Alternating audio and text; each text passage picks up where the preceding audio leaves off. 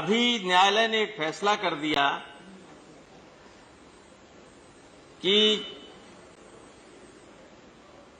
OBC category का candidate OBC category में ही जाएगा।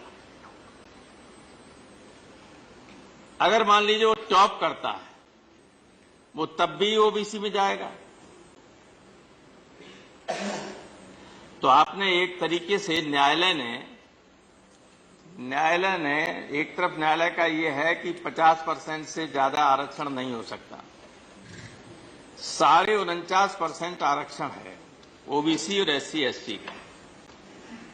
तो जब ओबीसी या एससी एसटी का कोई ऊपर मेरिट में जाने वाला है और जनरल कैटेगरी में आता है, वो नहीं जा सकता है। इसके मानिए आपने देश की 15% जनसंख्या के लिए 50.5% रिजर्वेशन कर दिया। हुआ कि नहीं हुआ राउत जी?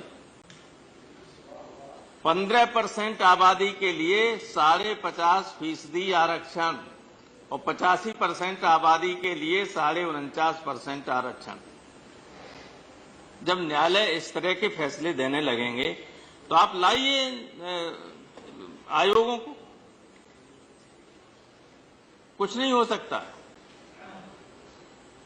लगातार लोगों को मेरा तो ये सुझाव है, अभी आप क्या करने वाले, ये जब आ जाएगा ये पिछड़ा वर्ग आयोग, इसी पिछड़ा वर्ग आयोग से आप इसमें फिर और वर्गीकरण कराएंगे। किन जातियों ने इसका आरक्षण जो है ले लिया ज्यादा, इन जातियों ने बहुत आरक्षण छीन लिया है ओबीसी में, इनने जो छीन लिया है एससी एसटी में। ये तो दिखाई पड़ता है सबको। लेकिन जो 50.5% में जिनकी आबादी 0.1% इस देश में नहीं है, वे 10% आईएएस, 15% आईएएस है, उनकी तरफ किसी का निगाह नहीं जाती।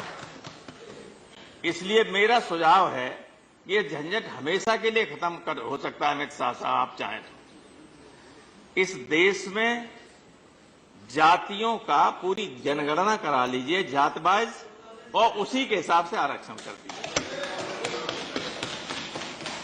उसी के हिसाब से कोई ओबीसी नहीं, कोई एससी एसटी नहीं, कोई प्रकाश नहीं, कोई जनरल नहीं, आप केवल जाति के आधार पर आरक्षण सारे देश में करा दीजिए। हम और पूरा बैकवर्ड और सारे लोग बहुत प्रसन्न होंगे कि आपने बहुत अच्छा काम किया।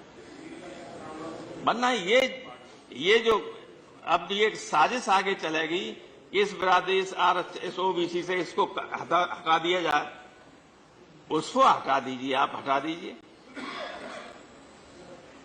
पिछली बार एक बहुत बड़े संवैधानिक पद पर बैठे हुए व्यक्ति ने उत्तर प्रदेश के बारे में ये कह दिया था कि कम्युनिटी के लोग जो हैं इंपॉर्टेंट पदों पर हैं, और बाकायदा नाम लेके कहा था कि किस जात के हैं।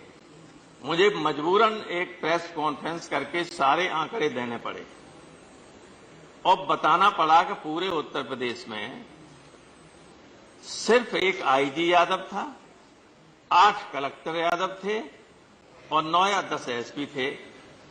इससे बड़े अधिकारी, आईजी से ऊपर एडीजी डीजी कोई था ही नहीं। एक एडीजी थे, बाद में डीजी हुए बस।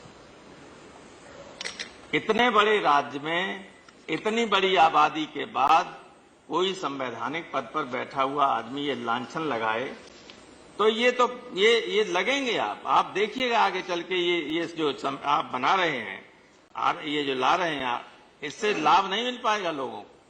ये इतना तो मिल पाएगा कि जाति हो रही है, वहां डीओपीटी वाले कर रहे हैं, तो कोई अपना कंप्लेंट कर दे तो उनको बुला लेगी, ये तो होने लगेगा। लेकिन जो असली जड़ है, जहां से सारी गड़बड़ियां शुरू होती हैं, आपकी इच्छा के खिलाफ भी फैसले कर देते हैं, उस जड़ में ये मंत्री जी बैठे हुए हैं। वहां आरक्षण कीजिए, न्यायपालिका पे आरक्षण कर दीजिए। न्यायपालिका में जब तक इनके हितों की रक्षा करने का वाला नहीं होगा कोई, तब तक आप कुछ भी करते रहिए, इन्हें न्याय नहीं मिल सकता। राइट रामगोपाल जी। वरना ये बताइए, एक सेकंड सर, मेरा कितना भी टाइम है और 1 मिनट है। अब 1 मिनट है, 1 मिनट में बहुत कुछ कहा जा सकता है। ठीक सर, न्यायपालिका ने ये जो मैं ये कह रहा हूं, इसलिए कह रहा हूं कि कुछ भी आप करना चाहें, कर नहीं पाएंगे, तुरंत फैसला दूसरा आ जाएगा। भाई तो आप लोगों की कैबिनेट के फैसले को बदल देते हैं लोग।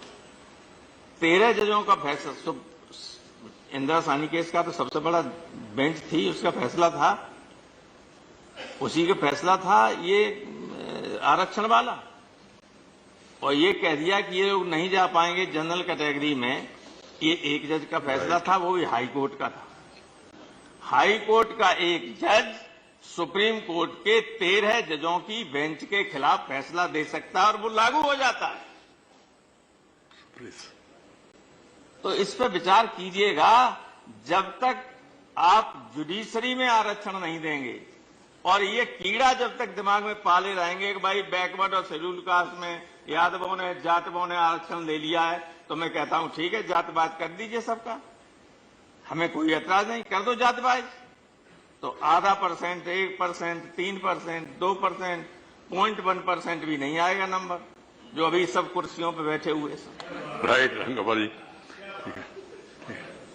इसलिए मैं कहता हूं कि ये जो बनाते रहे हैं, आगे अगर इस तरह की कोशिश होगी कि इसका भी विभाजन किया जाए, तो फिर आंदोलन इस बात का होगा कि इस देश में जाति के आधार पर, जनसंख्या के आधार पर आरक्षण हो।